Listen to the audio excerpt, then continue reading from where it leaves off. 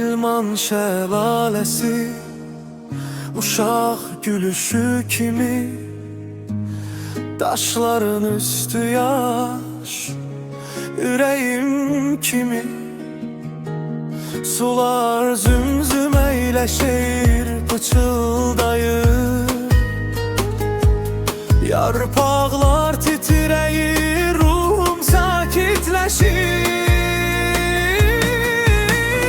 Dilman şelalesi, xəyallarımın danışan sesi, her damlanın içinde uşaqlığım gizlenib əsil. Dilman şelalesi, Allah'ın yazdığı resim kimi, gelin kimi darayıp saçını dağlar, ilahısı benim sevimli sirrim. Etrafta cehceh vuran kuşlar oyadı səhəri, serin su oxşayır yanan elleri. Her yay görüşüne kaçardım gizlice,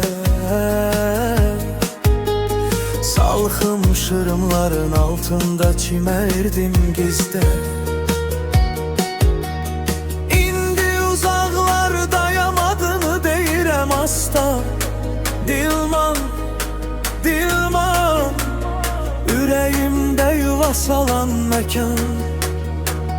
Bir damla getir mənə o illerden bir pay, sesinle yuyunsun bu yorgun dünya. Dilman şelalesi, xəyallarımın danışan sesi, her damlanın içinde uşaqlığım gizlenib əsil. Dilman şelalesi, Allah'ın yazdığı resim kimi, gelin kimi darayıp saçını dağlar, ilahısı benim sevimli sirrim.